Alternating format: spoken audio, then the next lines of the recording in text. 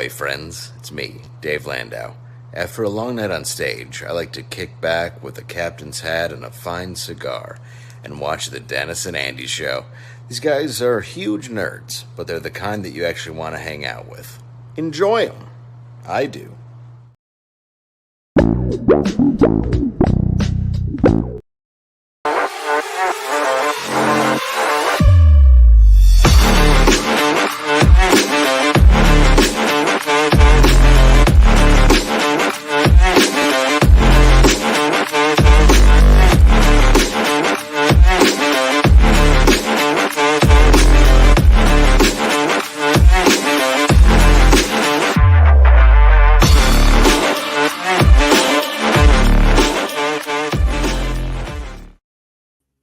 Well, hello, everybody. What is happening? It is Wednesday afternoon, 3 p.m., and you know what that means.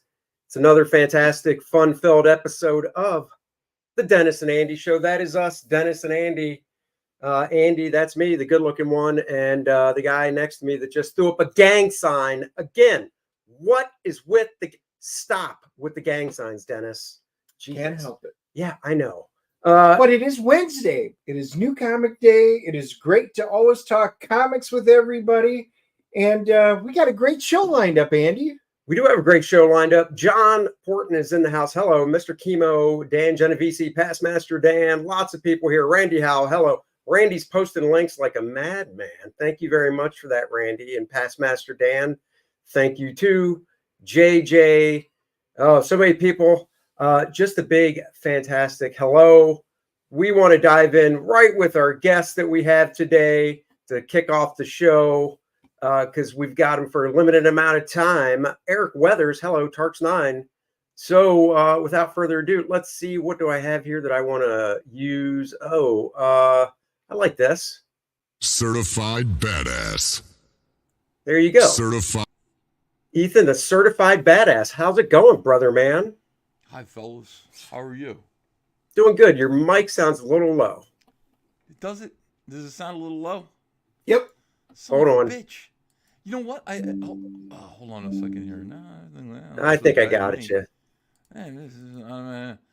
What if I do this? Is that better? That's perfect. Yep. You're good. How's it going, dude? How you feeling? Can I be honest with you? I'm sitting on my foot right now. Why? Struggling with sciatica still.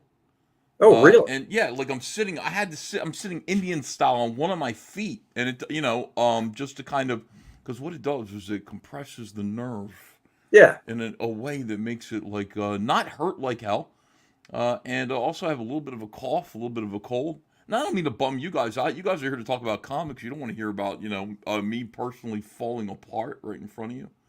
Nah, dude, it's all good. My neck has been killing me for weeks now. I've gone to the doctor. He gave me some pain stuff. If that doesn't work, I guess an MRI might be in my future. So, it happens. What does MRI stand for? That's a very good question. What does MRI stand for? Do you know? Let's turn it over to the radiological imaging. Yeah, something imaging. There you go. Okay. Hi, boys. I don't know. I've had one before on my leg, not my whole body, though. So, it is what it is. I tore my ACL about 15 years ago playing softball. What does ACL stand for? ACL stands for something that connects in your knee that hurts really bad when you tear it. That's my limited knowledge. And the doctor said, well, we've got two choices. We can fix it, or how athletic are you? SOL. Right. You know what that stands basically. For? Yeah, I know what that stands for. S out of luck. Oh, you can say shit out of luck. This is an adult show. On your show.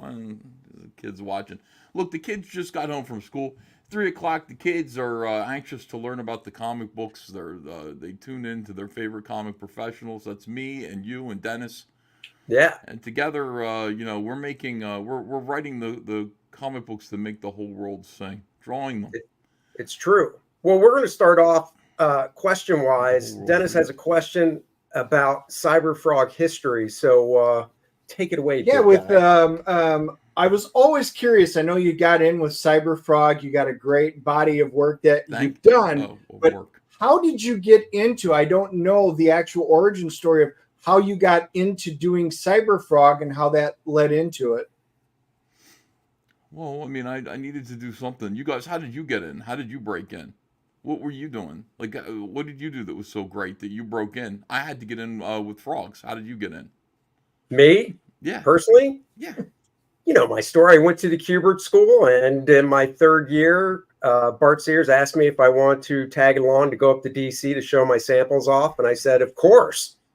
And I went up to DC with him, and he basically would introduce me to a few editors, and then just leave to go talk to who he was working for, which was Andy Helfer at the time. And I talked to, I think, Brian Augustin, Mike Carlin. God, I'm blanking on a couple of the other guys' names. And they critiqued my stuff and said, come back in a couple of weeks with new samples because we like what we see, but we want to see more. So that's what Andy told you? Andy Helfer was one that said that as well, too. Yeah. Did you say, what the hell fur? To him? No, man. I was like, come back yeah, later. All right, what I'll the hell do it. fur? That's what I would say to him. I'm sure he's heard that before his whole life. What the hell I'm fur, sure. Andy Helfer? So come back that's a little what later. I did. What the hell fur? What the hell for? Andy. Yeah. Yeah. So I know that's what I did. I went back up 2 weeks later, and a few of the editors were honestly, they were kind of impressed because they're like, you actually came back like 2 weeks later. And I said, and this is when I didn't realize I was a little bit on the spectrum, but I am, and my OCD and stuff. And I was like, well, that's what you said to do. So I did. And they're like, no, that's Are good. you watching Love on the Spectrum right now? That show, speaking of being on the spectrum? No. It's on I assume Netflix. It's a dating reality show for autistic guys and gals. Yeah. And I'm really rooting for all of them except for one of them. But, it's a good show. Everybody's watching it right now. Love on the Spectrum. These guys, it's autistic people trying to date. And they're all, it's very amusing. It's very good and heartwarming. They don't really know what to do. They've just seen Disney movies. You know what I mean? They're sort of what they do. Autistic people script. They don't really know. They don't know how to interact with each other, with other people. That's one of the things about autismism. Yep. Optimistism. So what they do is they sort of pretend they do something called scripting, where they recite things that they've seen in movies or TV. They've got it all memorized. And just watching these people come together has been precious. I hope you will watch it. Love on the Spectrum on Netflix. I will actually have to check it out. I'll see if I can get my daughter to watch it since she is on the spectrum and she's 20. I assume most of these people in it are what, 20s? They're like 12, 13. Oh my God, not that young. I'm just kidding. I know. No. They're adults. Yeah, they're in their 20s, and they've never had adult relationships before. And it's important that they learn how.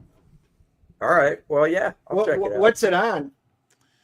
It's on Netflix. Netflix? Okay. Yeah. My daughter's watching Love is Blind right now, and she's trying to get me to watch. I'm like, nah, don't know if I can do that, where you wind up dating guys and girls and you never see each other. You're always on a wall, and you get to know each other. And just through your voice conversations, you wind up picking the person you propose to marry. Yeah, but you can always tell when someone's fat just by their voice. Like, fat people have a special voice, and you can't tell me blind people can't figure that out. You talk to someone on the phone, and they're like, they have a hot voice. You're like, oh, you're probably pretty hot. But then black people talk like this, right? I mean, I've seen that in South Park. So you're trying to date somebody who's overweight, and you're like, how are you doing? My name is... And by the way, my name is Ethan Van Skyver. Like, oh my God, you're morbidly obese. They would know that. They wouldn't even have to touch my face or do anything like that. They could tell from my voice.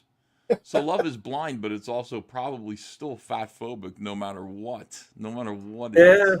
Dude, I'll tell you the one funny one was they had a girl and she was like, oh yeah, my friends. And he's like, well, what do you look like? And she's like, well, I've been told that I look like Megan Fox.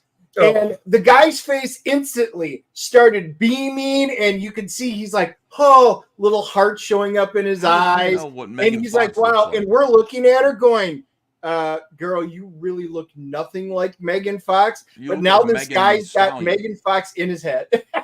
Yeah. Well, that's kind of cool. But I mean, again, how would anybody know? Like, oh, I look like Megan Fox. Who cares? What about how do you sound? People say I sound like Megan Fox. Maybe that's a little bit better, but how would this guy know? He doesn't get to touch Megan Fox. He doesn't get to touch her face. How does he know what she looks like? What is he, fucking action figure? How do you know what Megan Fox looks like when you're blind? And then to say, for somebody to compare themselves to Megan Fox, and then for that other blind person to go, oh, yeah, that's great. That's awesome. Right. Well, I was watching. Did you ever watch True Detective? Most of them are lying. Most of them aren't even really blind. They're just trying to get on TV. Stevie Wonder faked being blind most of his career. He did. Like, there are a bunch of instances where, like, the microphone was tipping over and he just grabbed it like this. Oh, Stevie Wonder? Yeah. We've seen that. I've seen that stuff. Yeah, yeah. Have you you ever watched True Detective on HBO? Yes. Have you watched the new season that just ended with Jodie Foster? No. Well, it's not that great, so don't save your time. But there are shots of Jodie Foster in this. It takes place in Alaska. So there are shots where she has on, the big furry cap. So you can't really see her hair, and her collar's pulled up. So you really only focus on her face. Dude, I swear to God, she looks like Michael J. Fox, or vice versa. What, Michael J. Fox now or Michael J. Fox No, then? Now. Michael J. Fox now. Yeah, because of the age and the wrinkles that he has and stuff, because how old he is, and I think she's around the same age. And I was like, oh my God, because Jodie Foster has like no lips. She has like very paper thin lips. Well, that's right? Lesbians. That happens to lesbians. Lesbians do lose their lips. I believe it. I don't know what that is that they eventually like a straight line and angry, like jagged, if you're going to draw a lesbian, especially like an older lesbian, that's what you want to do. You want to make her a little bit overweight and lipless, and then also huge lines like all over her face, like, big, well, deep. You just described Jodie Foster. But yeah, it's not good. It's, she's the lead, which is fine. Jodie Foster's a great actress. Having her lead a show is fine. But then her partner in this, the other cop, it's this, strong black woman, and she has piercings on each side of her cheeks, like where her dimples are. And it's just, every time she's on screen, it's so goddamn distracting because she has these little silver studs where her dimples are. I'm just so tired of black lesbians. I really am. Because, I'm not so tired of, like, white lesbians. I think that's okay. But, like, the media is trying to foist black lesbians on society, and I'll tell you why. I think they're trying to send a message to black people to stop reproducing. And I really think this is happening. No, I mean, I know this is controversial, and I'm sorry. I know your show is not controversial. But everything that you see in the media is social engineering. So everything is social engineering. So what you're seeing now is you're seeing gay black men, and like not just gay, but like effeminate, like non threatening black men, and then butch lesbian black women. So in other words, those men ain't coming near that vajayjay, and it doesn't matter because the ladies aren't giving it up anyway, and they're trying to make these things seem cool and like normal and the way that like all black people should be, in order to curb the population. I really do believe that's what's going on. It's social engineering. In order to curb the black population. I think everybody should reject it. If you are black and you're watching right now, I need you to get the fucking, and I need you to probably impregnate somebody or get pregnant yourself just to tell these people to go F themselves. Anyway, that's what I was thinking. There you go. All right. $2 Pete Callahan. Thank you very much. They're all fake blind people. Don't fall for it. I knew it. Damn it. I knew it. I like Dan Genovese. Where the hell to go? Oh, wait. Oh, here you go. Dan Genovese. So how about that Cyber Frog origin story? So circling back, seriously, though, like, I know you started Cyber Frog when you were, what, 19, 18, 19? Yeah, I was 19 years old. Yeah. So you graduated high school and you wanted to draw comics, and you just kind of took the bull by its horns and said, not all of us were rich kids like you who got to go to college with Joe Kubert. Some of us. Hey, dude, when I went to the Kubert school, it was only $8,000 a year. So, I mean, it's not dirt cheap, but I still took out student loans. but thank God it was only that much, so I could pay those back quickly. Yeah, and I didn't $8,000. Are you kidding me? Like my dad, like I'd like to go back in time and kick my dad in the nuts. Like he didn't have $8,000 to put me through school. I had to do that myself. I just put $8,000 on my son's teeth. He needed like braces. I took care of that. I was like, where was my dad? My dad didn't do that for me. No, I didn't have braces. Well, I mean, you're talking about Hunter has braces now. Yeah, he he had the what are those Invisaligns? Oh, okay. And he's still getting them, but he's like, yeah, like I looked at him, I said, dude, I was like, your teeth, you look like the Grinch, and he said, what? And I said, that's the whole thing, like you need to get braces. So here's what I'm gonna do, and he was like 18 or 19, maybe he was 20 when I did this. He's 20, he's out of Yeah. Basically, I could have kicked him out in the street. I said, son, it's my job. I was your father to send you out into the world straight and white. And he said, what do you mean, Dad? I said, that's what we do around here. We're straight and we're white in terms of, our teeth. So I need to I need to pay for your braces, your Invisalign. And I'll take care of it, son. This is my last gift to you before I push you completely out of the nest. Get your teeth straightened out. And then we'll do like a whitening thing. You need to be able to smile for the ladies like your father. Oh, yeah, man. Look at this smile. Yeah. Look at that. $1 million smile. You know, when Dennis kicked his kids out of the house, he had a saying that his parents lent down to him, which is breaking the plate. Isn't that what it is? Oh, yeah. We break the plate when the kids get kicked out. And once it's broken, you don't move back in unless you're moving back from Korea, which she did. But she's moving out next weekend again. So it was a short stint. So it was a good one. There you go. Yeah. So, I mean, your parents should pay for some of this stuff. They really should. And Pete Callen's right. Pete's in the chat saying, my dad didn't pay for shit either. It's horrible. Nah, my parents would pay for stuff. I mean, I didn't need braces. My brother did, so he got them and stuff. My dentist was like, you got a space between your teeth like Dave Letterman. It'll close up. You'll be fine. It never did.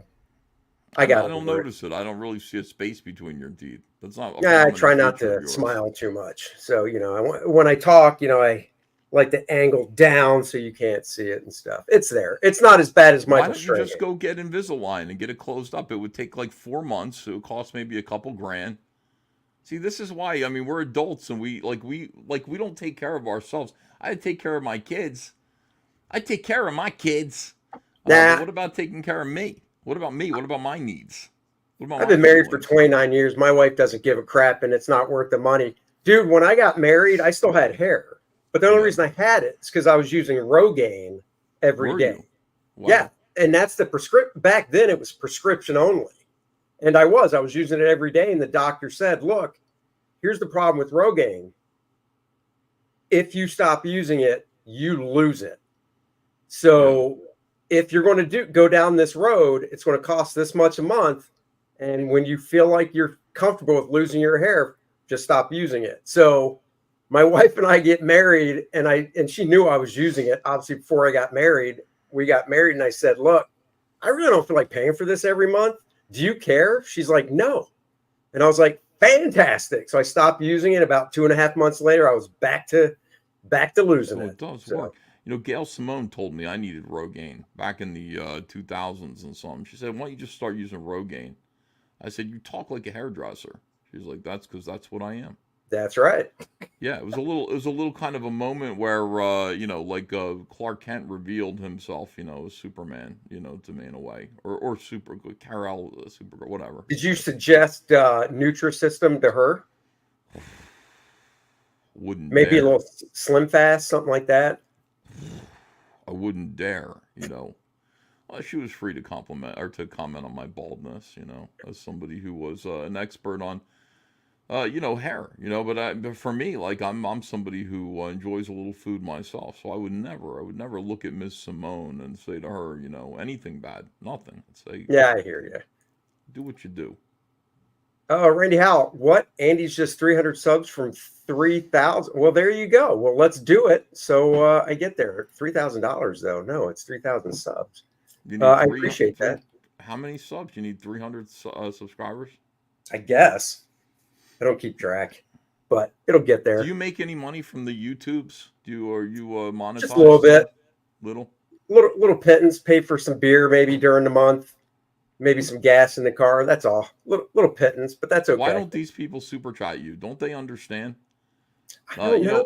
I'm here talking to the chats here. How many people are watching right now? Like 40. 191. 191. How come none of them are super chatting you? I wish that they would. I wish somebody would finally reward Andy Smith with super chats like he deserves. And I don't know why they won't do that. I don't know. We get them every now and then. We get them every now and then. Not sitting on my foot now. All right. Oh, there you go. Have you always had this sciatica problem, or no? Is it I just got it. I just got it 3 weeks ago, and first it says time. It's gonna. Yeah, first time ever. I've never had it. 3 weeks ago, it arrived, and I'm reading all about it. I'm learning what to do to manage it and deal with it. They say it's going to last for 5 weeks, so I'm thinking for 2 more weeks. And they said, you know what you could do is you could go to the gym and work out and stuff and keep moving. So that's what I did. 2 days in a row, I've been at the gym. I'm on the treadmill, just taking it easy, just brisk walk. Sure. On the treadmill. And then Andrea will be right next to me and she'll say, "Hey honey," and I'll be like, "What?" "Oh fuck," turning your spine a little bit will set it off again. You turn your spine to look at your wife and it's like, "Ah." And then I'm on the treadmill. I'm gonna fall down and my underpants are gonna fall off or something like that. I'm gonna be filmed. I'll be on TikTok. Look at this. Effin Book says, "So greedy, Ethan." $3. Well, thank you very much. Pete Callen, $2. Ethan peer pressuring the money out of my pocket. I'm gonna have to buy Ethan a beer. Tampa Detractor Android, here you go. Go buy yourself some more money.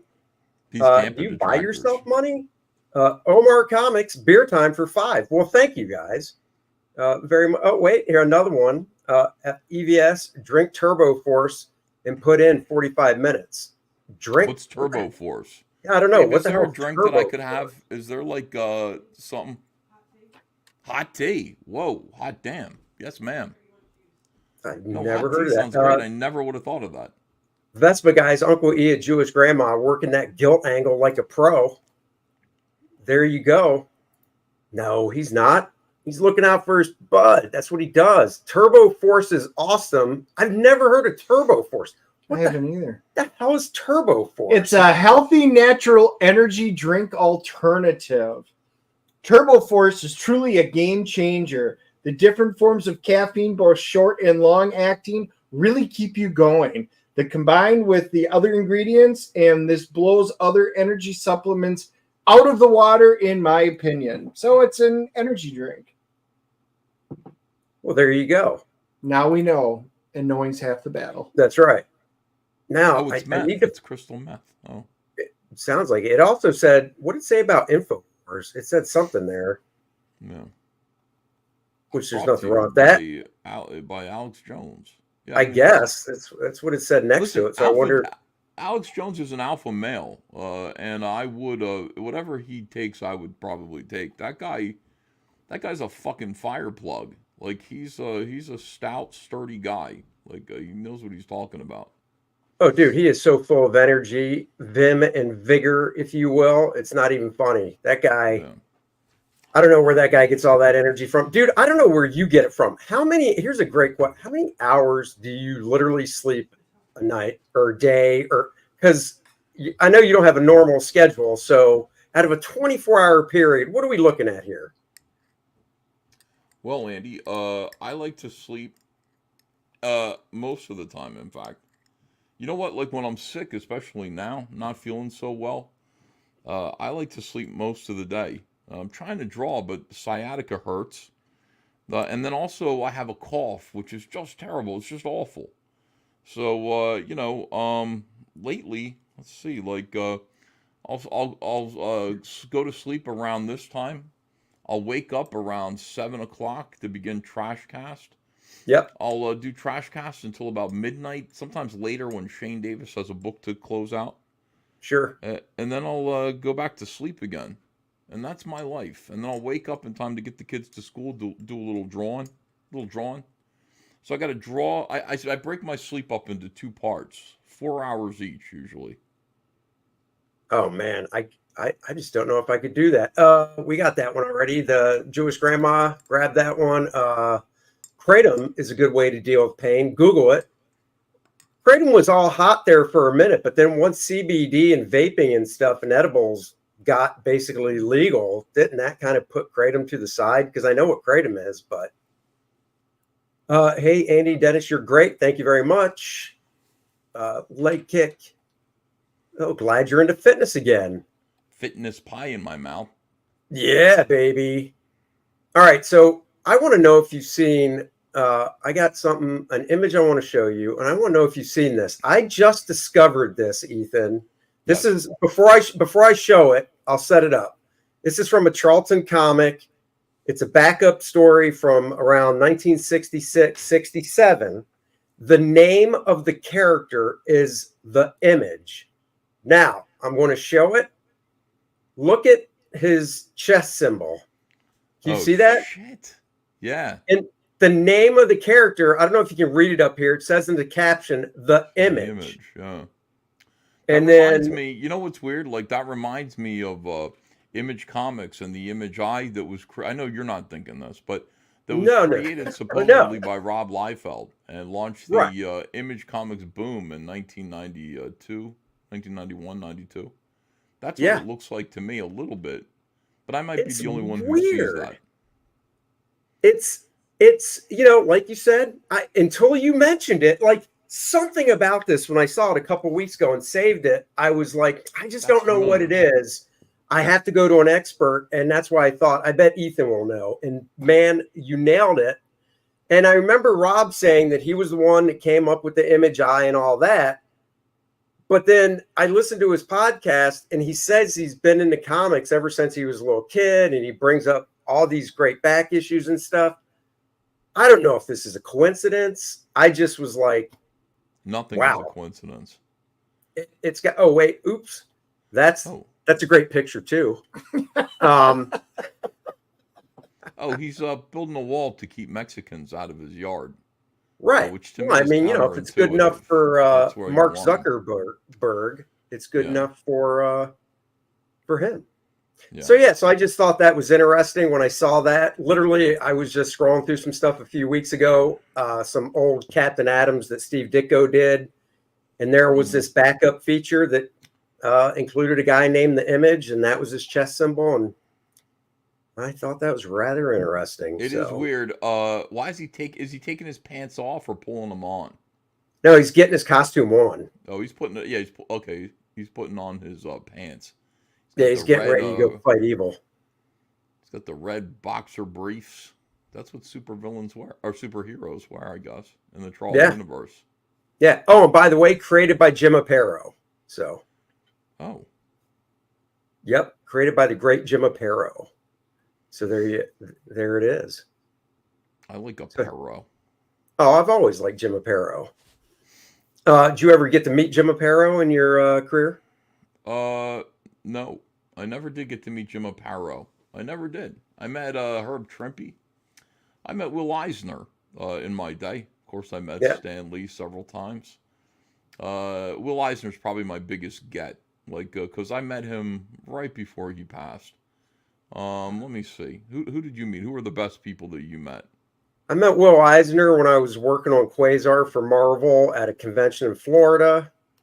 I met Stan Lee just once when Marvel used to throw the Christmas parties and they would send out invites and whatnot. You'd go up. Oh, yeah. Murphy Anderson, I think, is a pretty good guy. Herb Trimpe was awesome. Honestly, I had a great conversation with him. Sat next to him at a convention. He was telling us about his biplane, and he'd bang out like a couple pages of the Hulk in the morning, and then go out and take his plane up and stuff. Yeah, you know. Would you? I think about drawing comics back then, and while the page rate was, I mean, for the time, maybe it wasn't great. Or maybe it was, in the 60s, but because they didn't have to worry about style so much and it was just get it done. And you hear a guy like Herb and these older guys just saying like, oh yeah, I'd get my couple pages done, then I'd hit the golf course, or, like Herb said, I'd go up in my biplane and stuff. Yeah, I fantasize about the quality comics days. Like me, in a big open warehouse with no windows, in the middle of summer with Jack Cole, Oh, and yeah. all those guys, sitting there slaving away in the 1940s, with horse flies 3 inches long flying around our heads. Dude, no air conditioning. No air conditioning. Me just sitting there like, oh God, I gotta make my $10. You know what I mean? Yep.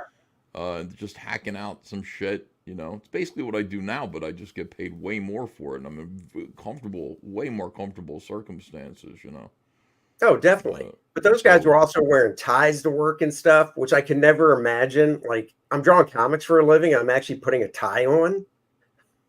Yeah, everybody wore ties back then. I mean, people dressed up to go to the movies. It was a better time. People are animals now, degenerates.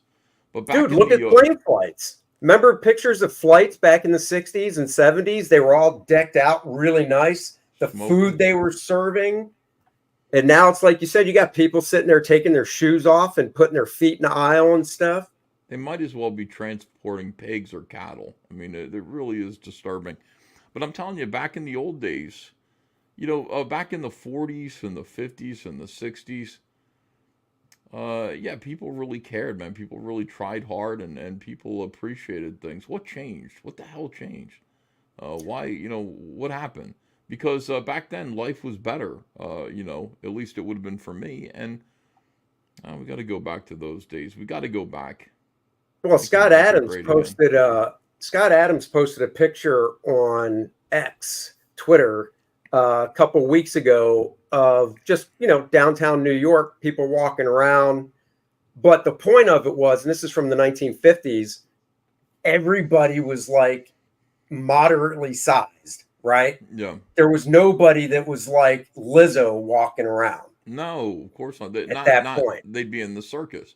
That's the whole thing. It was really shocking. We're talking about Fatty Arbuckle, first victim of cancel culture. Yeah. And I'm reading about him very sympathetically. I'm like, oh, I can relate to this guy. This is really something else. Like, accused of all of these terrible things. And he was completely innocent, railroaded by the SJW media. Actually, it wasn't. It was the far right-wing media of William Randolph Hearst. And, I was like, oh, man, the only thing I can't... Fatty Arbuckle, right? And then I was like, what... I looked at his weight and his dimensions, and he weighed half of what I weigh. I should really be ashamed. Fatty Arbuckle. His name was Fatty Arbuckle, and I weigh 100 pounds more than he did at his fattest. I mean, it's a disgrace. But dude, that puts him. Dude, I know how we've seen each other in person. You're tall, but I mean, if he's 100 pounds more, that means they were calling him Fatty Arbuckle and he weighed less than 200 pounds. Yeah. Because you're not 300. Right? It's like that meme, that meme from Phantom Menace, or not Phantom Menace, the Revenge of the Sith. It's like, right? Well, let's get caught up. Timmy Mello, here you go. Only because you asked so nicely. Well, thank you very much. Randy Howell, Andy's at 2. Okay, well, that's awesome. Thank you, Randy. $5. Frankie Ramon, hey EVS, are you taking any Cyberfrog merch to C2E2 like toys, mugs, keychains, and stickers, or just comics?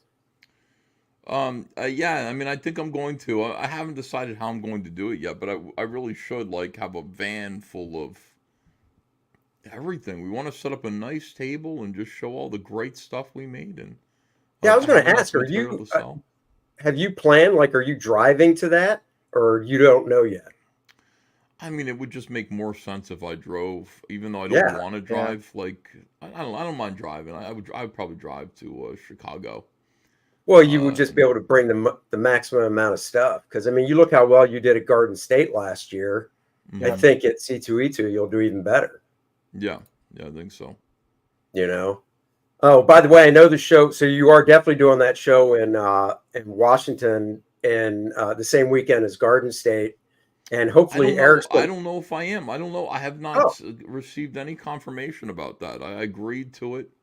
They came to me and said, we'd like you to do this. And I just think I was canceled by SJWs. I said, sure. He said, I'm going to send the contract over. I have not received a contract. I think people like Scott Kurtz probably reached out and canceled my appearance there. I'd like to blame him for that so I can make some super chats in my Sure. victimhood. Probably what happened there. It's not so bad. These SJWs cancel you. You go, oh no, like I'm going to go to a convention and I'm going to go have to get on a plane and go work somewhere all weekend, meeting people, stuff like that. And then the SJWs go, no, we're going to cancel you and make it so you can't appear there. And what happens is I go, oh no, I've been canceled from that appearance. I think I'll stay home instead and complain about how I've been canceled again and make a few $1,000s sitting on my ass at home. Right. It's a win-win-win, really, no matter what happens. Yeah, I do believe. I do believe that probably. There you go. I think your mic is fine, by the way. We both hear you fine, so. Yeah. Listen, I know I don't. People have been telling me my mic's low a lot. I just don't understand. Ask Andy about Aquaman. Oh yeah. Thank you, Chris. What about Andy, why don't you tell Ethan about your awesome Aquaman? I don't own that anymore. Do you think this is really Scott? I don't. It's got to be Scott. He loves hanging out with us. Scott says nobody cares if you go to a con. Oh, good. Okay. I don't know. The line last year at Garden State disproves that. Stephen De La Vega just found the last issue. I think Scott is saying that nobody's going to stop me from going to a con, but Scott, you know that that's not true. You and your friends will definitely try to stop me. You tried to stop me from Garden State last year. I think there are some gay articles about it, but either way is okay with me. I don't care. I'm an old man. I don't give a fuck. Nah, you're not old. We're old compared to you. I got you by a few years. Stephen De La Vega, $2. Just found the last issue of your Hulk vs. Thanos. Well, there you go. It's in trade paperback too, so you get that way. Serious man, Ethan, shut up and finish Rainbow Frog. Oh, come on now. He's working. Lake Hick, would you like me to ask SummerCon about the contract? Yeah, you should. Everybody should definitely. Scott Kurtz says, no, we didn't. Yes, you did, Scott. Now Scott says, do you actually have a registered table at C2E2? Yep. I think there so. You go. I don't know. Maybe I do. Yeah, it's supposed to. It's not that. We're going as what are we going as, Andy? What's the do you understand what we're doing over there? Because I don't. We're doing something. What you're talking about C2E2 with you, Shane, and John? Yeah. It's the big trifecta. Yeah. You're going to have from what I know, a nice big 20 by 20 booth. I think that's what I remember hearing and watching the stream or on a stream with you guys talking about it. I'm not an artist alley, No. You're getting an actual booth. No, you're having a separate space with all the people that buy booths and stuff. The vendors, exhibitors. You're setting up like an exhibitor. Can't wait. It's going to be so great. Oh, dude, you're going to have so much fun. It'll be nice to see Shane and John, and any comic skaters that come by, old DC fans that want to stop by, that'll be nice too. Hey, have you met John in person before? No, I never have, and I consider him a dear friend. Obviously I've met you many times. Shane Davis I've known for years and years, but I've never met John. John is Comic Skate, and I met him through Comic Skate, and that's it. Yeah, well, we're doing Hickory Con, which is it's just a small con here in Hickory, North Carolina, in April. So I'm going to badger Shane to say you should just come out and say hi. So, you should come out. Can't hurt. Squibs for $2. Who would you hire to direct the Cyber Frog film? And is it a black woman? Sisters. Yeah, it's a black woman. Yeah, even better. Yeah. Who would I? Who I would get? It would have to be Orson Welles. Nobody else could handle. No, you know who would be really good with the Cyberfrog film? P.T. Anderson. That's who I would like. P.T. Anderson. I say P.T. Anderson. I know normally you do these kind of introspective, sort of touching comedies and commentary on the hidden messages and all the great stuff that you do in your work. But could you do a movie about a frog from space? And maybe you'll find meaning in it. I think that'd be good. Not Vita Ayala. No, not Vita Ayala. No. Zack Snyder, somebody said. Oh, David Williams. Brohawk said Zack Snyder. Yeah. now he's just trolling. Coming full circle. Zack Snyder. Well, he'd be appropriate though, And now actually, here's the probably real do a question. good job. Who would voice Cyber Frog? I already hired him. I got the voice. The voice is one of the Jerky Boys, Johnny Brennan. The guy who goes, "Hey, what's up there? Hey, what's up there, tough guy? Hey, sizzle chest." He's doing the voice of Cyberfrog for the current trailer that I'm working on. And if there were ever an animated version of Cyberfrog or a video game, I would want him to do the voice. I just told him to modulate a little bit from New York to Philadelphia. Very close, similar accents. And he's going to be the voice of Cyberfrog. So that's how he sounds. No, that's cool. Mm-hmm. Very cool. Oh, there you go. Brohawk. Black Snyder. Me. So Brohawk says him. Black Snyder.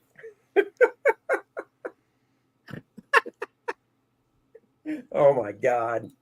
That's hilarious. EVS is the voice of Salamandroid. Well, there you go. Who would voice Salamandroid then?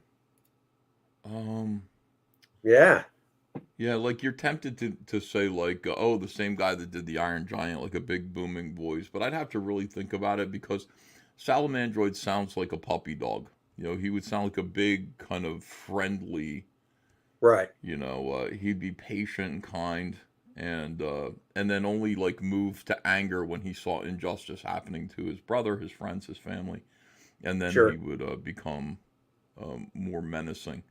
But it'd be an interesting thing. I don't think his voice needs to be like this. I would have to. I'd have to think about it.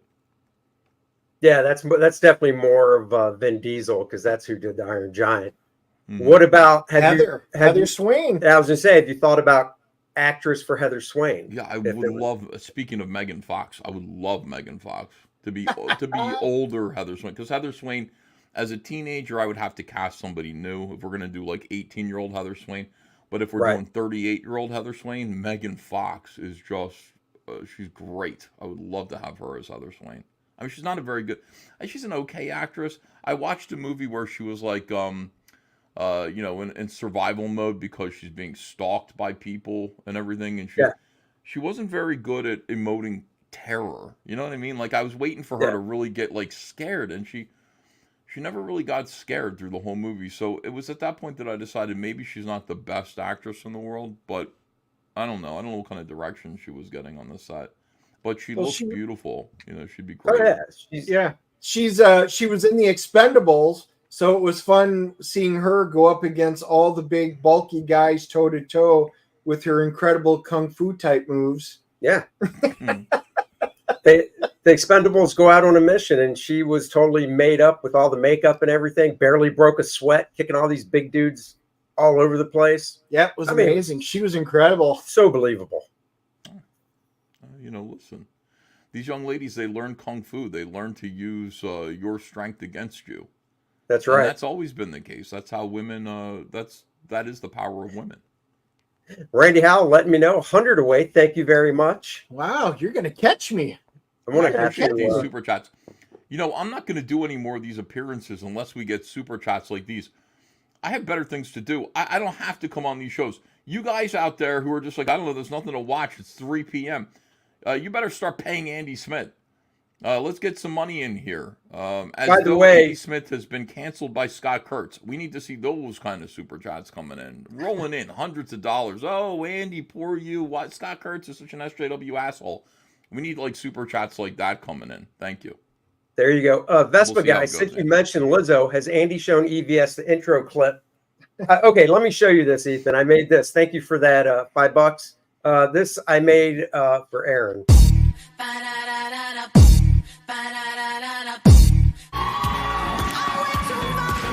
Got bigger, fat, pretty face, and a real nice figure. Shoot your shot, pull it. Do you see how big that black one was? So I made that for Aaron. By the way, the super chats are rolling in now. Hail Comicsgate. I know. Hail Comicsgate, $20. I'll steal this from you. That ain't cheap. Thank you very much, Tarks9. Really appreciate it. Look at Scott Kurtz in the chat. Just give him money because you like his work. Either work. He's being sarcastic. He wants to cancel Andy Smith.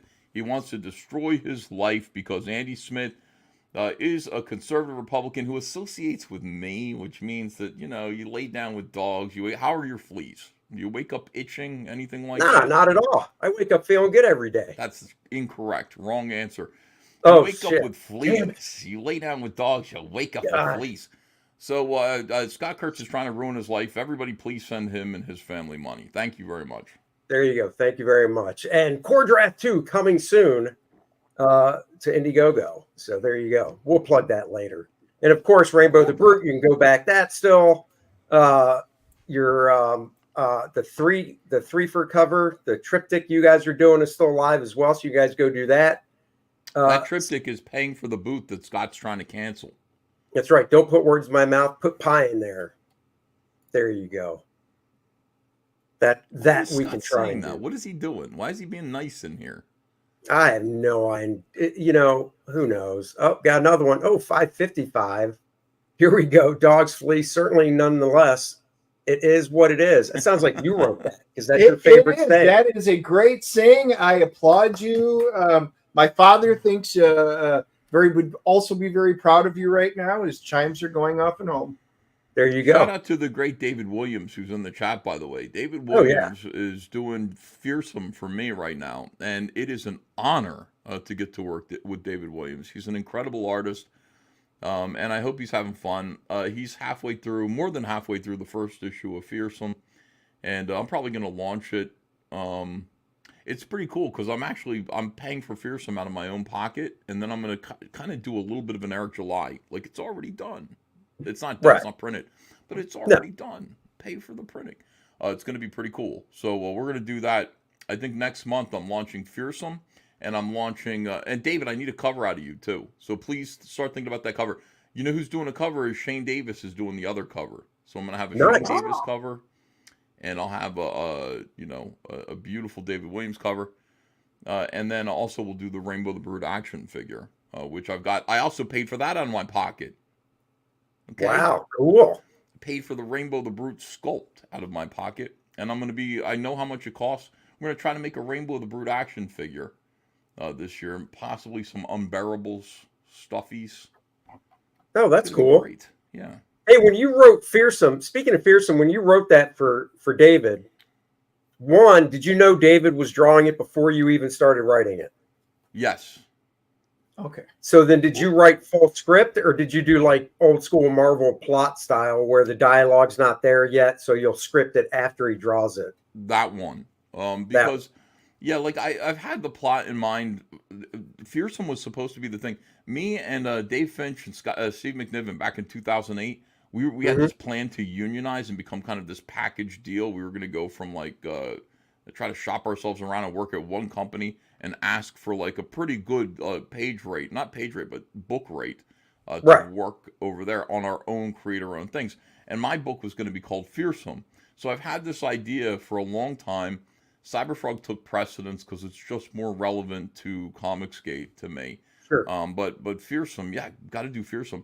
So I had this story, and then somebody said David Williams should draw it. I said, David Williams is very busy drawing incredible books with Gabe El-Taib, and that didn't work out. And I can't remember what happened. Like either Dave came to me or I came to him, but it was just it was amazing. It was the fact that he was available.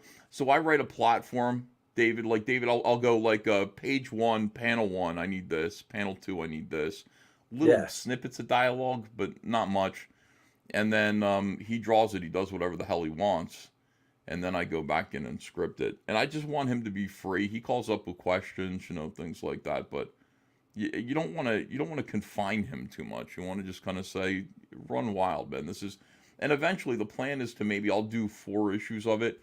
And then I'll just turn it over to him, from here on out, because he's already got it. Like he knows the characters and everything. Oh, he's a writer too, obviously. So maybe around issue 5, it's just like you take it from here and I'll publish it. It'd be really nice to do that if he's still interested. After four issues, he might want to go his own way, but Yeah, you never Man, know. it's a privilege to get to work with him. I don't take it for granted at all. I'm amazed. No, his stuff's fantastic. Fox Mulder, $20. Thank you. Thanks for all you guys do. Well, thank all you fans and stuff. Seriously. Travic, $5. Andy and Dennis. I double tied my shoelaces because I ain't tripping over a one night stand. Now get me into the club. Okay. Is that from a movie? No. Oh. I heard that somewhere. I ain't tripping over one. Oh, that's Up in the Club. That's the lyrics to Up in the Club. If you're looking for a man with a bulge in his pants that really ain't tripping about a one night stand, I'd be the man who'd be something. There you go. E, how do I get Rich to super chat hundreds? Rich well, I don't know. I think he wants to know how he gets. I don't know. How he gets wealthy. Yeah. Play the lottery. So, have you ever worked Marvel style, plot style with any writer, or has it always been full scripts? I know when I started at Marvel, I worked plot style the old way, but when I started at DC, it was full script all the way. You know what? I feel like I'd be happier working Marvel style. Oh, it's great. I did it with Mark Gruenwald and Chris Claremont that way. Yeah, I can't remember if I ever did though, because DC's not like that. DC doesn't really let you do that. No, well, I started at DC before Marvel, and at DC it was all full script, panel 1, panel 2, description, dialogue. But then when I went to Marvel and it was Mark Gruenwald, it was a 22-page issue comic could print out on like 5 8.5 by 11 pieces of paper because it was just a little paragraph, for each thing. And then when I worked with Chris Claremont on X-Men Forever, it was the same way. It was just little paragraphs describing each depends. page. You have to trust the artist that you're working with. Like, if in terms of me writing for somebody else, like me personally, if Jeff Johns ever wanted to, had ever said, you want to work Marvel style, I would have said, yes, sure. I do. But working with somebody else, there are a lot of newbies that are coming into Comicsgate, and you want to give them a chance, but I would have to full script for them because they're not experienced. But somebody like David, somebody like Shane Davis, somebody like John Malin, like any of these guys, somebody like you, Graham Nolan, sure. I can just go, here's the story. Yeah. Here's 2 sentences. That's the story. You take it from there. Stan Lee style, and it would be great. Yeah. Randy Howell, thank you for the $20. 3,000 subs. Drink. Well, I'll have a beer because after the show we always go out to dinner, so that's what I'll do. When you were working at DC, you worked with Jeff probably the most, right? I think so. Yeah. It was great. It was really great. He wrote full script. Did you change stuff a lot in regards to going, I'm going to add panels and stuff, or were you pretty faithful to his panel breakdowns? No, I wouldn't have done that. Not without asking him.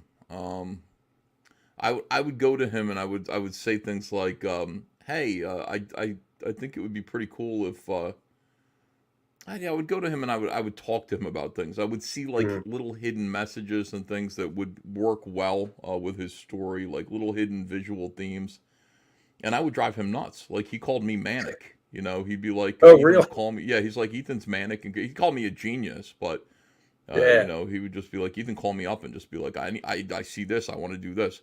Just buzzing on caffeine and like Entenmann's chocolate donuts, like really into my work.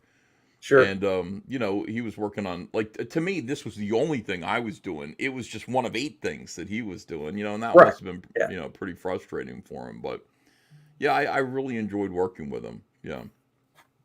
Joe Bernardo says, are you still friends with Jeff? Last I saw Jeff was 2017. He gave me a nice huggy. This was it was after I was canceled. And I appreciated that, but I don't talk to him. I stay out of his way because I stay out of everybody's way. Mm-hmm. I don't, I really feel like, I'm radioactive. So therefore, if you want to be in my life, you come over here. And some good friends have done that, but other than that, somebody who has a whole lot to lose, like Jeff, people are already calling him a racist for the dumbest shit. Right. He doesn't need it would be great if he wanted to sort of talk and stuff, but he doesn't need that. He's got too much responsibility. But Yeah, yeah, I love him. I still do, and I would if he needed me for something, I would, I'd be there. Absolutely. that's cool. So when you started it at DC, it was on Impulse, right? If I remember right, or was there Yeah, something it before was. that? Impulse was, yeah, because what happened was I was done over at Harris Comics. They couldn't afford to pay me for Cyberfrog because the toy deal fell through, Right, I and remember they're that. like, we'll pay You you a mentioned- third of what we're paying you now, and I was like, "Ugh."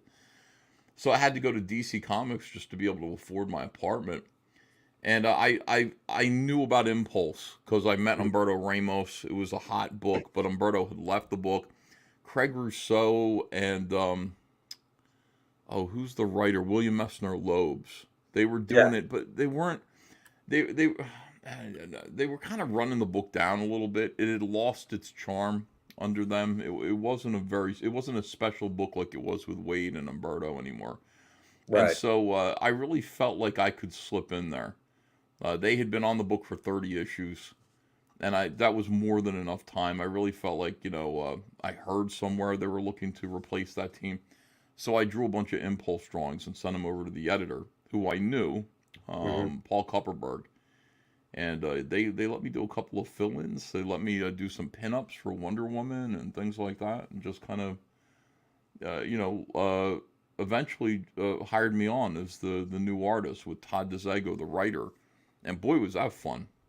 Yeah, It was a Todd's great. I've blast. worked with him a few times. He's a really good writer. hmm Very So like in the Mark Wade school, but more charming. Like his stuff yeah, is cuter. It's funnier. Yeah. yeah, yeah.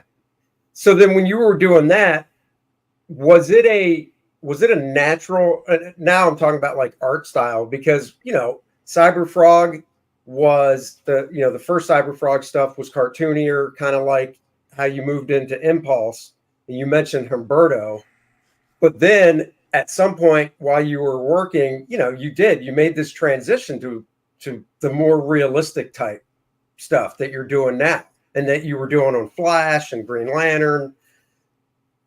Like, was that a conscious transition you were making? Yeah, Like, do because you I know what I was. mean? Am Yeah, I of course. formulating the question act properly? Yeah, like Impulse wasn't a comfortable fit. Like it was cartoony, and my job was to draw like the book needs to be drawn. Like really, when you get into the mainstream, you get your foot in the door. You take whatever gig you can get, and you do Right. that gig the way that you need to do that gig. So I was drawing Impulse, and I was kind of like doing a super like detailed, very like a lot of super like Chinese kind of speed lines and everything, adding my own touch to Umberto Ramos's style, Hmm. and trying to stay consistent. But yeah, like within me was like, oh no, no, no, I want to draw this dark superhero horror stuff, Right. a little bit more realistic. And I got an opportunity. Tom Pyre was another great guy. Where is Tom Pyre? Just I don't know. fantastic writer. Yeah. But he was doing this thing where a bunch of Justice Leagues. I can't remember what it was, but there was a Justice League one shot, and I had to design. If they came to me and they said the villain, you have to design the main villain. The Oh, main that's villain's cool. name was the Advance Man, and I had to draw this guy in a cosmic business suit, with a cell phone and everything. Like, anyway, I drew it, and when George Perez had to do the cover for the book, he just traced my drawing. George Perez swiped me Really? for the cover of my own book. He did. I was like, I couldn't believe it. So it was great because I got a George Perez cover, but I was like, you just traced my drawing that was in the style guide book or whatever it was. Yeah. But anyway, I got to draw the Justice League, and that was pretty close to getting to draw like the way I wanted to draw. And then Jeff Johns was working on Stars and Stripe, Yeah. which was the same time, I think even the same editor over at DC. We both kind of started at the same time, and we wanted to work together on an Impulse fill-in, but it just didn't work out. And then he said, "Hey, I don't know, somebody was it? No, DC must have come to us and said, you want to do? They needed to keep us busy. You want to do a prestige format book? Who do you want to do?" And both Jeff and I both said The Flash. Oh, And cool. yeah, and so they said, "Oh, great." So Jeff and I remember being in New York. I just moved to this awful rental place up in Phoenicia, New York, in the basement, and talking to Jeff Johns on the phone and coming up with Murmur. With the first time we created something together, just really, again, the two of us just keyed in and creating these characters and having a lot of fun. And we did the first, I think, Flash horror story called Flash Iron Heights, and all of those characters. It was a new rogues gallery. All those characters ended up in the TV show. I think I co-own them and everything. It was great. It was really cool. And Jeff and I kind of cemented a partnership. I said, I'm taking these pages from Iron Heights. I'm going over to Marvel. Jeff said, I'm coming with you. So we went over to Marvel, and they separated us right away. Jeff wanted to do some Morlocks thing with me. They wanted me to do new X-Men. They wanted him to do Avengers. Yeah. And we couldn't get together over there. It just wasn't. They were keeping us, like, in our own thing. So came back and did Hawkman with him, and then Green Lantern Rebirth as soon as we could. It was great. It was so fun. Yeah, no, working with Jeff. I have that Justice League, and I'll have to look at it later. Now that you mentioned that about the cover, because I knew George did the cover, but I didn't know that part of it. So now I got to look at it. And I got Iron Heights when it came out too, because I've always been a Flash guy. Did you create? I don't know if you ever watched the show when it was on the CW or not. But there was a guy on the show. It was a black actor. It's a friend of mine that played this guy, Goldface. Goldface, I think. Yeah. That's a classic Flash villain. No, I didn't. Oh, it is? Him. Yeah, I didn't. Oh, okay. Him. I didn't even get to draw him. Yeah, I know Jeff was working on some Goldface, something or other. I think Scott, who drew that? Scott Collins? Scott Collins, thank you. My God. Scott Collins, yeah. Fantastic Flash artist. Yeah. Stuff was so loose and so open and so beautiful. Yeah, I love Scott Collins. Yeah, well, that's when Scott really started hitting his groove, was because Scott was a year below me in the Kubert school. So we knew each other, and he broke in, because I'm pretty sure he finished the school. So he got into the business, but he really started clicking when he went with that total open style, which was basically a coloring book, but the coloring was so advanced at the time that you could draw that way, and the colors could, just make it look what it is. And the colors would put these like grays and pastels in there. And I remember, like, at first I saw it and went, I don't like this, because it's like, I like detailed stuff, Right.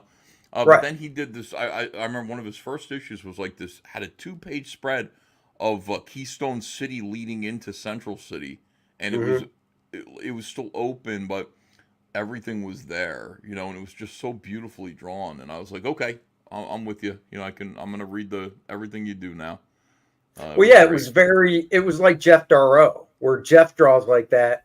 Yeah. But he just throws everything in the kitchen sink into a page. I mean, it's like, it's not just a street scene. It's a street scene with the dude passed out. You got different types of body types of people walking by. You've got all the cables and lines and stuff hanging off the buildings. So you don't need to throw in a lot of rendering in blacks, because that would just confuse it. So yeah, it works, and it was so quick and consistent. He was able to stick with the book for a long period of time, and to draw some great stuff. Yeah, he's good. No, Scott's another one. I mean, he did. He's another guy that's like, I don't know what he's up to these days. Isn't he still there? Isn't he still doing stuff for DC? Not that I see. I go to the shop, dude. I go to the shop every Wednesday. I walk out with barely anything, but my daughter likes to go, so we go every Wednesday. And guys like Scott, Paul Pelletier, other like DC monthly type guys. I don't know what they're doing. I don't see their names anymore. Yeah, at all. I see. When I go in there and I look at DC books, it's a lot. I don't recognize too many names anymore. I just don't like it. I don't know if I don't know what happened, but I mean, and then Jeff Johns leaving and doing Ghost House or Ghost Station or whatever. What is the name of Ghost? It's Engine. Yeah. Ghost something. But yeah, so I mean, I would assume now that he's doing that, he's totally severed ties with DC, I would guess. I don't know if no, because he still owes them Justice Society, a bunch of things. I just think he took all those artists with him, And those artists, by definition, they had to have more or less severed ties because, Jeff could bounce around and do a bunch of different things. Sure.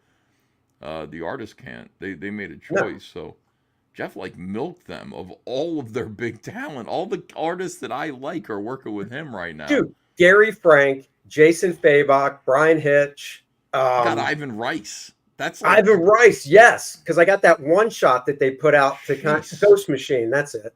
Ghost Machine. I got the one shot that they put out that is like an anthology introducing everything. And I think that was the first time I saw Ivan Rice. I had no idea he was a part of it because I don't think he was in any of the announcements. He came late. He decided late, He's like the Dale Keown of Ghost Machine. Ghost Machine. I'll never remember Ghost Machine for some reason. Yeah. But yeah, he decided to come late, but he was always meant to be there. $10. Fox Mulder, thank you. The first book I ever saw Ethan's art in was Impulse issue where he had a Crow T robot in the background. Been a fan ever since. I love Mystery Science Theater. Yeah, I was obsessed with it. Well, that's cool. Who was inking you on that? Do you remember?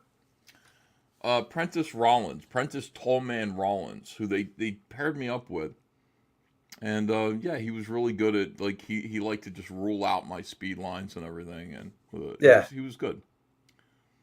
He did Iron Heights too, and I think he did some of my New X-Men. They hated him on New X-Men over there. Those editors were like, we don't need this, and I think they let him ink some of it, and then they got Scott Hanna in there and Tim Townsend inking over me. Yeah, I was sad to see Prentice go. I really liked him. Did he ink anything else of me? That might have. Didn't he ink some of the Rebirth? Green Lantern, that is. I don't think did he? I thought so. Now I think I misremembered. He did ink. I'm pretty sure he inked some. Because you ended up inking that too, right? I inked the first issue by myself, and then half of the 6th issue by myself, and then we had an inker, for the rest of it. And I remember. Again, I don't like. After Rebirth, after Green Lantern Rebirth, I said I'm not going to work with any more inkers from here on out. I'm just going to ink my own stuff because, everything just looks a little bit off. You know what I mean? I really like the first issue. I really like my inks on half of the 6th issue.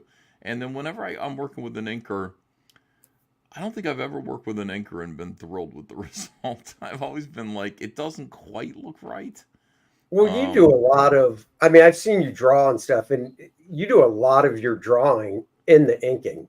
With the pen, yeah, I do. And it's because you use a pen, which is the closest to a pencil and stuff. And I think, I'm the same way. I ink my own stuff, obviously, now, and I've worked with a lot of different inkers, but I would always push to want to ink my own work whenever I could. And, if they were tough, we already got somebody. It's well, okay, got to get that paycheck, so that's fine. Mm-hmm. But the issue of Hawkman I did, God, I'm blanking on the guy's name. I can't remember his name. He was a great inker, though. He was supposed to do it. And then the editor, and I fully penciled the first couple pages. And the editor called up and said, oh, he's going on vacation. Do you have anybody else in mind? And I was like, yeah, how about I just ink it? And they were like, okay. So that worked out because Hawkman's one of my favorite characters, and I wanted to keep all the art. So that's right. Yeah. I love it. And then Kevin Nolan did the cover, so I couldn't complain about that. So jeez. Yeah, I gotta admit though, I think seeing Kevin Nolan ink something over you would be kind of cool because of the way you do your lighting and stuff. I think it would retain a lot of you. I just see Kevin Nolan. Why use the penciler even there? Just let Kevin Nolan draw it because he inks with an eraser. He leaves very little of the of the original penciler still there. I think it depends though. Dude, seriously, because check it. When he inked Jose Luis Garcia Lopez on 4 issues of Batman, you could still see Jose. When he inked Chris Sprouse, he inked Chris Sprouse on Aliens Wildcats, and it still looked like Chris. Mm-hmm. He inked Jerry Ordway on 1 issue of The Authority, and you were like, oh, that's Jerry Ordway, inked by Kevin Nolan. So I think it really depends on who the artist is. The person I think of the most with Kevin is Dan Jurgens, right? But when I inked Dan Jurgens on 4 issues of Legion of Superheroes, the editor literally told me, "Do whatever you want." And I said, I can do whatever I want. He goes, "You can steamroll it. Just do whatever you want. It's Dan's breakdowns. Handle it however you want." And if you look at those 4 issues, I pretty much did do that. You see a lot more of me in it and Dan's layouts, basically. Yeah. So I got to work over Dan's layouts once. It was fun. Did you really? What was it on? Do you recall? Convergence 0. He did all the layouts, and not on paper like he did thumbnails that I had to okay. follow. Right. It was a strange project too. I never. So much of the stuff, like Dan Didio, I'm so grateful, was a fan of my stuff. So he would call me up and he'd just be like, "I got something for you. I got this idea." And I'd be like, "What?" And he'd be like, "Convergence." And I'd be like, "What is it?" And I never understood what he was talking about. Like, I didn't know what convergence was. Right. He just said, "Oh, Dan's laying it out, so you just draw it." I was like, "All right." Like Dan did the cover layout. He did all of it. And it was kind of fun. Like, it was a nice little experiment to get to work over Dan's layouts. But yeah, I still don't know what convergence was about. Do you? Like, does anybody? No, know I got no what clue. Dan's talking about? Well, convergence, wasn't that thing that they did to bridge the gap when they moved from New York to Burbank? Was that thing where they had like 2 issues of books? They had like 2 issues of, like, say, Aquaman, and then down the cover it was split. It was like an old image they pulled, and then there was like a new piece or something. It had something to do with the 52 Earths all coming together. Yeah. Or something like that. And I just didn't get it. Like, Dan was always like, I think, one of the things that drove Dan Didio crazy was just trying to rationalize the fact that, there were like so many different versions of Superman throughout history. Right. It doesn't make sense. And it's like, it doesn't have to make sense. Like, anybody else who didn't have like ADHD or anything like that, or some kind of OCD, would not even think about this. But Dan thought about it all the time. Like, how do we make sense of this Lois Lane coexisting with this Lois Lane and this Lois Lane? Like, it just doesn't make any sense. So we got to figure out some kind of fucking mind flip, like, trippy kind of thing that explains how they all... And it would just be like one disaster. Like, just leave it alone. Like, who cares? Well, yeah, because I thought that's what Crisis did in the 80s, was it got rid of all that. And that should have been it. And even that wasn't really, necessary. Just, it's okay. Like, right. New generations come on board and they forget about what came before and what happened before, sort of. It's like Cyberfrog has the stuff that I did in the 90s, and people ask me, like, did it happen? Was that stuff canon? And it's like, kind of, sort of, but not really. And, it's okay. We just move forward with the new series. And if you need to have it explained, it's like, just know that Cyberfrog was a goofball in the 90s. And that's all you really need to know. He wasn't doing his job very well in the 90s. And then, moving forward. But if you want to read all that stuff, yeah. Did he ever, like, elbow an old lady in the face? No, he never, like, Cyberfrog would never do that. But it's like, it's in the old comics, so. Right. If I were Dan Didio, I'd go back and go, that's an alternate reality version of Cyberfrog, and it's like, and I just end up making a big mess, so. Right. Right. No, I hear you. We, there were a couple things that we crossed over on at DC. I worked on the Claw. You did a variant cover for the Claw #1. Oh, I did 2 of them. I did 2 covers for the Claw. Yeah, you did 1 and 2. 1 and 2. Yeah. And then I did, I guess, the regular covers. And then I think the issue of, I did 1 week of 52. I did week 39.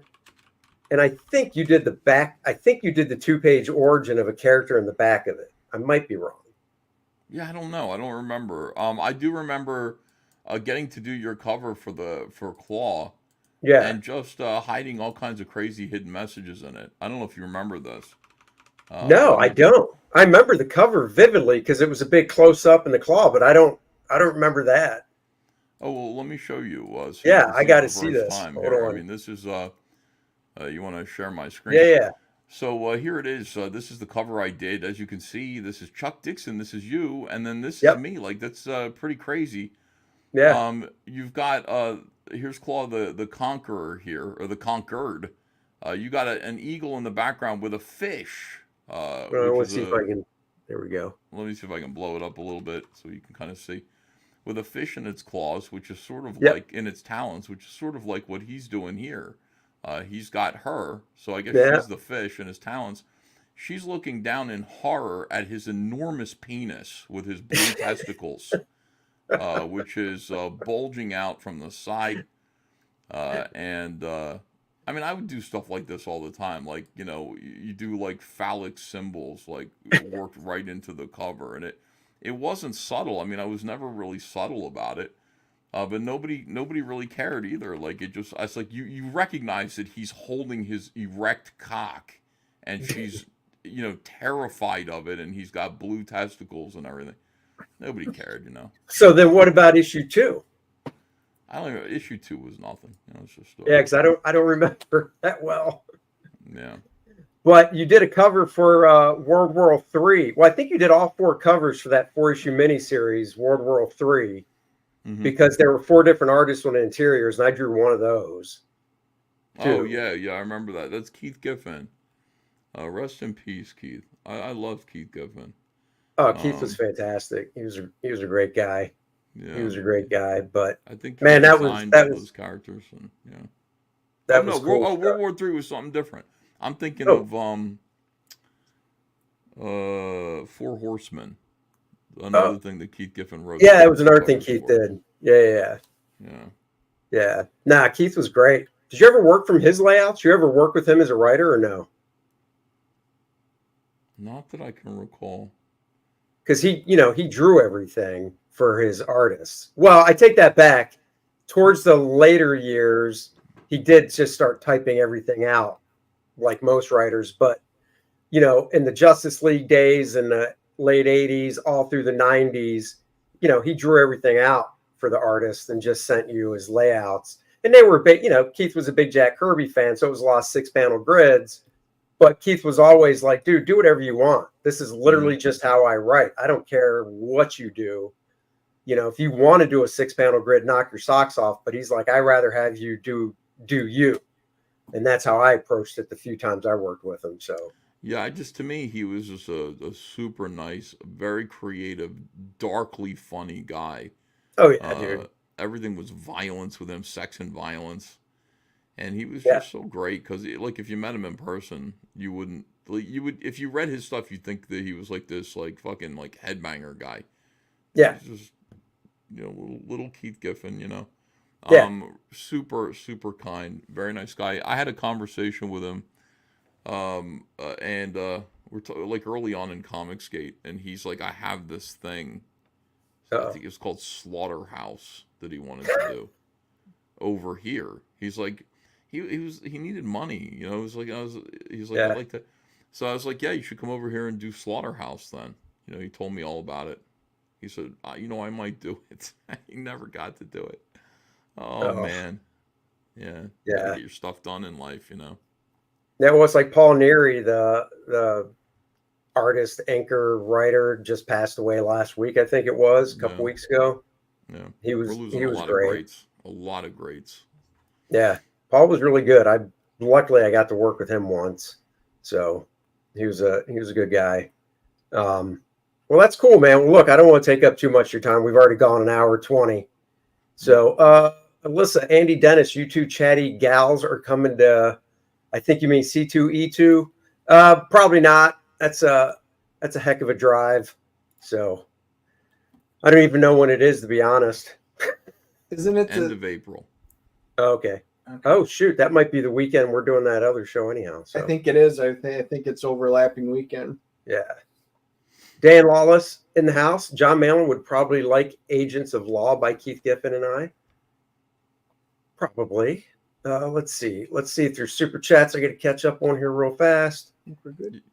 Super chats. Have you been doing your job over there, Dennis? If as long as we got this one, the first book I ever saw. Yeah, we got that one. Yep. Yeah. Then we're caught up. All right. How many issues of Impulse did you end up doing? Do you recall? 41, 50, 51, 52, 53, 54, 55, 56, 57, 58, 60. I think 57 might have been my last, and then I just did covers from there. So I guess 9 in total. And a bunch that's of cool. covers. Oh, you know what? If I remember right, you said you drew your first issue of Cyber Frog on 8.5 by 11 paper. Am I right about that? Yeah, Like yeah. print size? So I know you sell your work, but do you still have that? I have some of it. I try to retrieve it whenever I see it, like on the market. You know, I'll buy some. I'm collecting some of the old Cyberfrog artwork back. But no, I used to just trace a comic book outline on a piece of Right. Bristol board, so I'd get the dimensions right and just work on that. Yeah, and do my own lettering and everything. So how many years since that first one came out has it been now? It has been 31 years. 31 years I've been doing this. I'm And I seeing love it. year 35 doing a facsimile edition of just that first book, man. They're all Well, yeah, facsimile Billy editions, Tucci's. all the rage, just doing the total straight up. Well, wait, did you publish that or was that under like Harris or something? That was under Hall of Heroes. I have all the rights to everything. I could do whatever I want to do. So But you could do like the full original trade dress and everything? yeah, of course. Oh my God, I think that would be awesome as a 35th anniversary, kind of like what Billy's doing with She and stuff. Do a nice facsimile of that first book. Yeah, I don't know. I mean, I want to move forward. I think I've reprinted the hell out of those books. Oh yeah. I'm Yeah. gonna have to reprint Warts and All again because we're completely sold out of it and people really want it. So I gotta figure out what I'm gonna do there. I'll wait a couple of years. Yeah. But yeah, it's moving forward. Cyberfrog 3 is important to me. It's a really human story, and I'm looking Sure. forward to getting that done. Joe asked, how did you break up the drawing duties on Green Lantern between you and Ivan Rice? Why did you leave? I Were you don't guys really- going back and forth on it? I thought he a just little took. bit. Oh, okay. Yeah, a little bit. Like what happened was, I was doing Rebirth, and nobody Yeah. really expected much of it, but we hit it on Rebirth. And then they'd already assigned, like the minute I started Green Lantern 1, they'd assigned Green Lantern #1, the ongoing series, to Carlos Pacheco. And I Right. was like, why? Like, there's plenty of time for me to get off of this and roll right on to Green Lantern #1. I want Green Lantern #1. But they gave it to Carlos Pacheco, and the general feeling was that Carlos was not a good fit for that book. I mean, he's great. Carlos is great. Again, Yeah. rest in peace. Jeez, we're losing I everything. know. But he was great, but he just was not. He didn't follow the energy of Rebirth into the series. So they let him do like 3 issues, and then they rolled me on to issue 4, 5, 6, I think 9. And then I got an offer to go do Superman Batman. They liked my stuff. They just wanted me to go over and do the book after Michael Turner left, Superman Batman. Oh, okay. Yeah, yeah. Seemed like a good opportunity. So I did that, and then Jeff said, come on back here and do Sinestro Core War. And I did that with him, and then it was like just back and forth, like ping-ponging back and forth all the time. Like you kind of get dragged around. And I wasn't the kind of guy who could sit there. Like Ivan Rice is kind of guy who can sit on a book and he can do, a run of 30 issues. And I've never been that guy. I can't get myself to do that. I don't draw as well as he does. I don't draw as quickly as he does. So it's just not something that I can do. Like in order for me to get a page to look the way my pages look, it's just a whole lot more effort. Anyway, I can do maybe 6 issues a year. Sure. So they would ping pong me around to where they thought they could use me the best. And that was my career at DC. Yeah.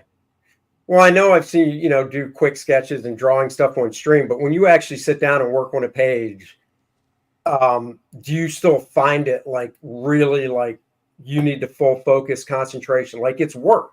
Because that's how it is for me still after 33 years. It's still like I need to focus. I need to be in the zone. And it's like I thought when I got into the business, I was like, maybe 10 years from now, I'll be like one of those guys that can just sit down anywhere and just bang out Aaron a page. Lopresti, yeah. Like Aaron Lopresti just sits there and draws. Yeah. And it's I look at him with envy. I mean, I guess I could try to do that. You guys get together and do Graybeards or whatever. I mean, I don't know if you're ever on Graybeards, but no, I'm not. No, I'm not on. He has a guest like once a month, so I was on it once, but yeah. Yeah, I just look at that and I go, I don't know if I could do that or not. Maybe I could sit in with those guys. But yeah, when I sit down to draw, like, it's a lot more effort for me than it is Yeah. for I think most people. And I'm not, it's like, yeah, like all of it is. It feels painful. So Yeah. extracting comic book, it's like squeezing an orange and getting all the glass of orange juice, and it's like squeezing every last drop out. That's what it feels like. But I don't feel alone in that. I think a lot of artists feel that way. I remember talking to Brian Boland, and he said it was like walking a tightrope. It was just an extremely stressful thing to draw for him, and I related to that a lot. I think about him saying that. Yeah. But yeah, there are times when I feel so goddamn inspired. When I sit down and I know exactly what I'm doing, and I hear angels talking in my ears, and Yeah. I do great work. There are times when I sit down and I do work that I like my work better than anyone's work. I'm so happy with it. But it most of the time it's agony. Yeah. No, dude, I trust me, I 100% understand what you're talking about, because that's how it is with me every day, is sitting down, and it's fun when it really flows like you're saying, but a lot of the time it's just a lot of It's focus. It's a lot of forcing it, thinking yeah. about, and I think I'm like you. I just start right on the board, the white Bristol board. I don't start with like scrap paper and then light box and all that. I just pull out the paper and the script. I don't know if you do thumbnails. I will do a thumbnail of the page, but then from there, I just go right to the real board, pencil, ink, done. I see a shadow on the page before I start drawing it. I see a shadow of what needs to be there, and I just get my blue pencil out and I get that shadow down in lines. Just nothing that it looks like a bent coat hanger. Sure. Throwing everything together, working out the energy of the page. And then slowly start to build it, and then focus in on like one aspect of it and then build out from there. And that's generally how I work. But yeah, I can see what's supposed to be on the page before I even start it. I see it like it's almost like a gray shadow, and I pull it from there, like it's in my head already. Most of the time. Sometimes I have no fucking idea. Like there are times when I go, okay, I got to draw this sequence of something like a kid falling down a hill, and it's like I don't see it. I don't see it. Where is it? Where is it? And it's not Right. there. And you just have to fake it. You have to just do it anyway. And it's that's a frustrating thing. That's a moment where I beat myself up as an artist. But the stuff that's like really clear to me, like with Cyberfrog 3, there are so many like concrete images that were put there by God. Like they're just in my head. I can see them already. I haven't drawn them yet, but they're so they're so important. They're so iconic, and these images that need to be put on paper. Most of it is already there in my head. The rest of it, I just have to carve out of like fucking marble. Like it's hard. Art is hard, and I don't like I don't know. I don't like talking about it too much because it sounds pretentious, but just to say art is hard and it hurts, I think is enough. And I do try Sure. to make art. I'm not a cartoonist. I want to be a cartoonist, but I'm not a cartoonist because I'm not quick or good enough to be a cartoonist. So whatever I'm doing is art because it hurts and it's meaningful, very meaningful to me. So I think it does approach something close to like art. I don't know. I don't know if I'm making sense there, but I hear what you're saying, but then if somebody asks what you do you say you're a cartoonist, or do you say illustrator, or what do you say? I'm a YouTuber. I don't want to even talk about it. Like I don't, it's like like I don't like the culture of being like I'm a comic book artist. I don't like that. I don't like you know I don't know. I don't know how to explain it. All I know is that it's like it's what I'm doing just seems like I'm doing it alone in a vacuum, Right. and nobody else exists, and I can't relate to anyone else ever. And I enjoyed my time at DC, but that time is very much over. I am literally creating in a vacuum. That's what it feels like right now, and it hurts. It's just very painful. But Sure. at the end of the day, like Cyberfrog Wreck Planet, I think is the best thing of my entire career. And reading it with Blood Honey and all the addendum books, I'm really building something that feels real to me and to a lot of people who are reading it. So that's how I feel about it. I don't know. Okay, cool. Kelraiser, $5. Thank you. Great show, guys. Love the comic talk. That's what I find people like this stuff.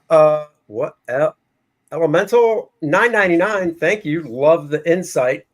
No, I just asked because people ask me, if somebody comes over to the house to do work or whatever, because they see I'm home and I'm like, well, I work from home, always leads to, oh, what do you do?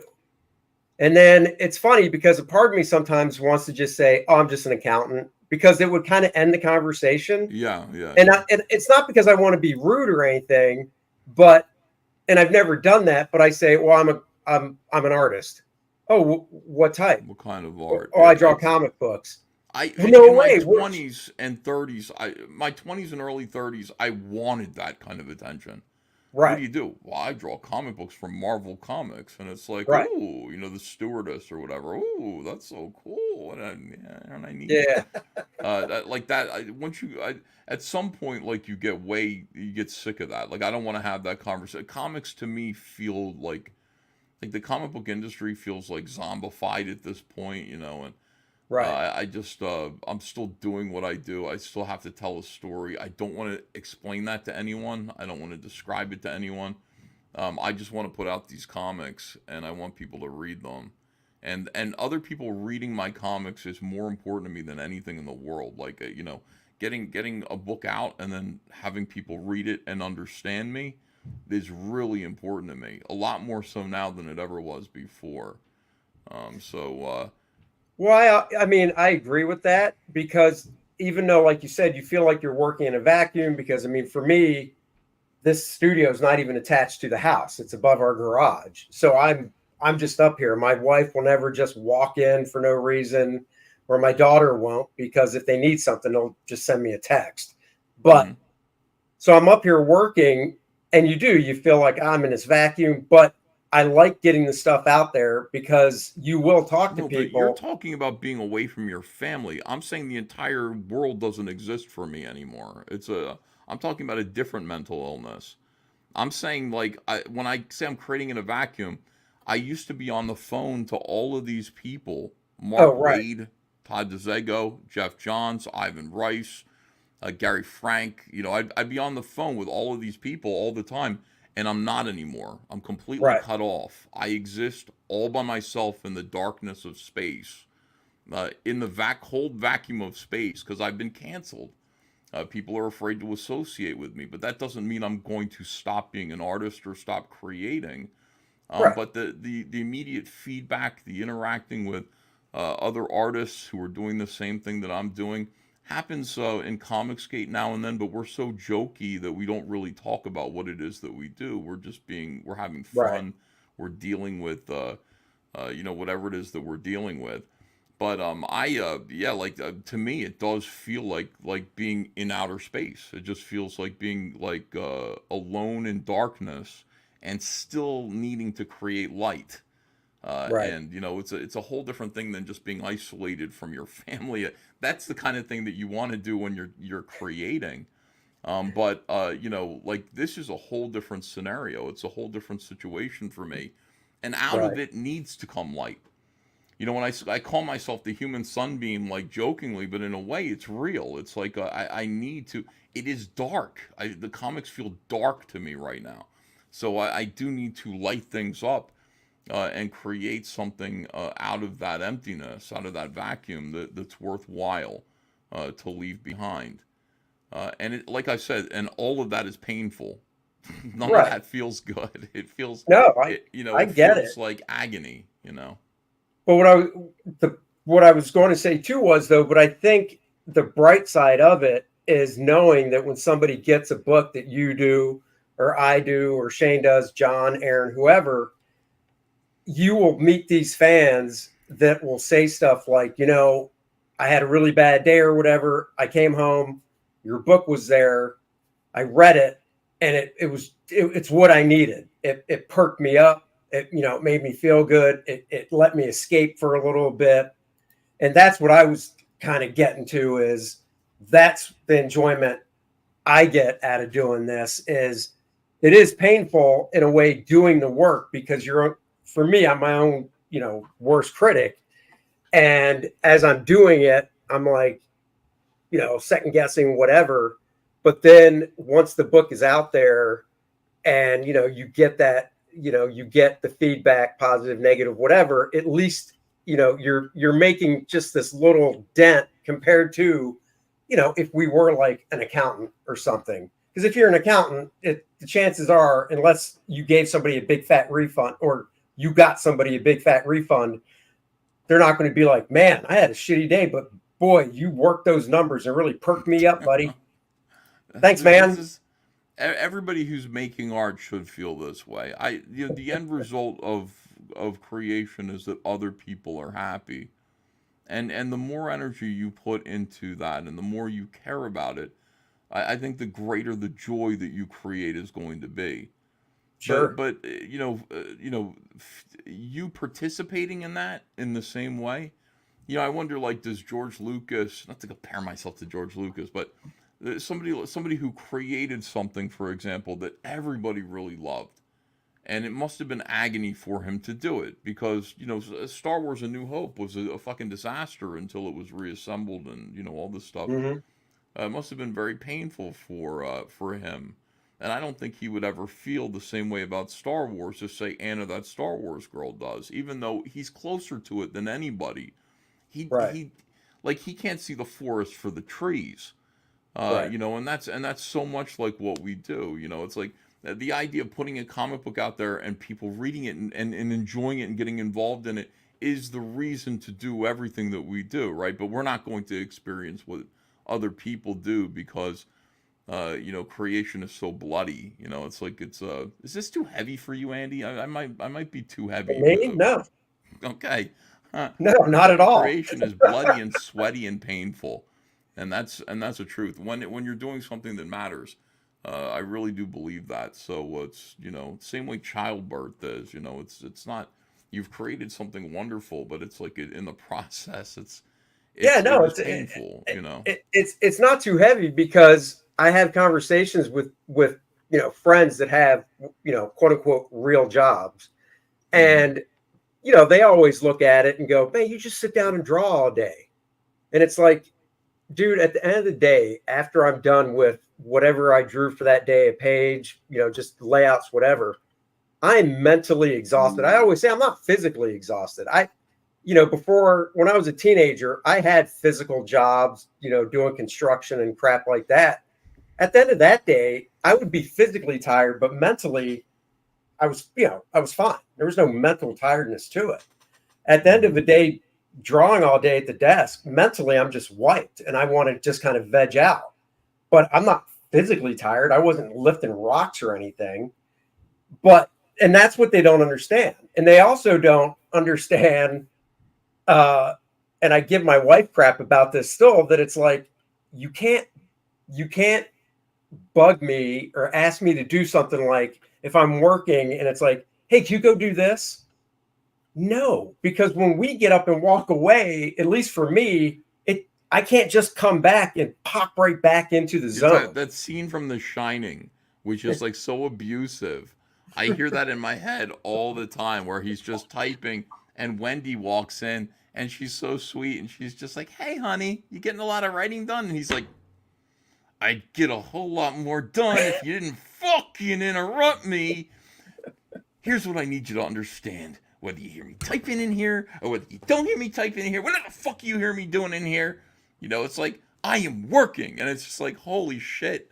Like, I mean, I can completely relate to that. It's like, you love your wife and everything. She comes in and she breaks your concentration. And then it's going to take me time to get back to where I was. Exactly. I got the boys upstairs, like, packing up boxes and stuff. And Andrew doesn't bother me at all, but the boys do. I'm up there. I'll be down out drawing. Okay, God. got his hand done here. I'm drawing a hand. Finally got that right. And I'm like, oh, so I'm starting to feel it. Hey, Ethan, we need a signing. We need a signing up here. And because they're working out of the house right now, because it's just so cold, I want them here. And so they have like the entire dining room is spread out with toys, and I got to go through and sign all the toys with a marker. And I'll be like, okay, yeah, all right, okay, going back to work. 10 minutes later, we need another signing. I got to go back up there again, and I got to fucking sign more toys. Why do I have to sign anything? Why do people want me to sign anything? I'm not going to do it anymore. The idea of signing things, Andy, is a waste of time. Why am I signing everything? Let me put my name, my symbol that looks like a swastika on everything. I don't think it's necessary.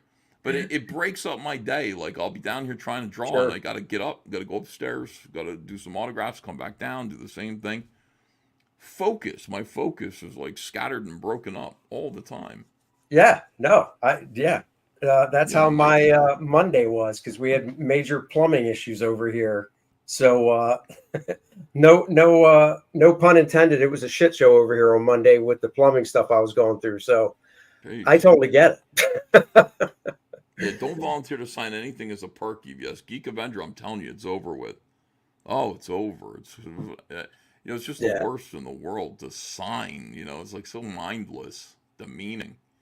There you go. Stacks and stacks of books that you're signing. It's like, what is this? No wonder Stan Lee flipped out the way he did. It's like, I think about Stan Lee. Stan Lee, just my fans, line them up and bring me a Tommy gun. It's like, Jesus. Like, I didn't get it then. I get it now. I hear you. All right, man. We're going to wrap it up. What's this one? Come on, guys. I'd love to meet someone in real life who says he draws comics. It's hard to find artists online. I hear you. Well, that's what conventions are for. C2E2 for this guy. What do you got coming up? Are you doing a trash cast tonight? Yeah, I guess I got to do that. I'm going to take a nap. I'll probably wake up and do a little trash cast around 8 p.m. And, it's fun. I love trash cast. Trash cast is a blast. It's doing great. We have somewhere close to 3,000 live viewers every night. And cool. It really is, it's good. It's nice to just unload on some of these bastards. Which is what my channel was to begin with. It's just me unloading on the fucking comic book industry. Just being able to say what I want to say. I don't care, anymore. It's like... Yeah. No, that's cool. Well, definitely go check out Ethan's campaigns. We've posted links. Kor-Drath. Let me slide these over this way. There we go. Kor-Drath the Awakening sign-up page is live. Link in the description below. Sign up, back the book, get the free Adriana trading card that'll go beautifully with the Little Enough trading card from the first campaign, and front of the line shipping, which means when we start fulfillment, your book and stuff will go out within the first week. So go sign up for that. That link is in the description below. We will be launching it beginning of April. So April Fool's Day. Stay tuned. That's what we're looking for. Yep. So there you go. Ethan, once again, man, thank you so much for coming on and hanging out with us. Really appreciated it. It was fun. I know how busy you are, so really did. If you wouldn't mind hanging back for the back room after we sign off for a couple seconds, that'd be cool. Guys, we'll be back next Wednesday. We'll drop a movie review on Friday. Got to figure out what the hell we're seeing Thursday night. And there you go. Thank you all for joining us. Thank you so much for the super chats. If I had a hat on, big tip of the hat to Ethan for that shout out in the beginning of the show for it. And we will see you guys later. Bye-bye, everybody. Good luck and prosper.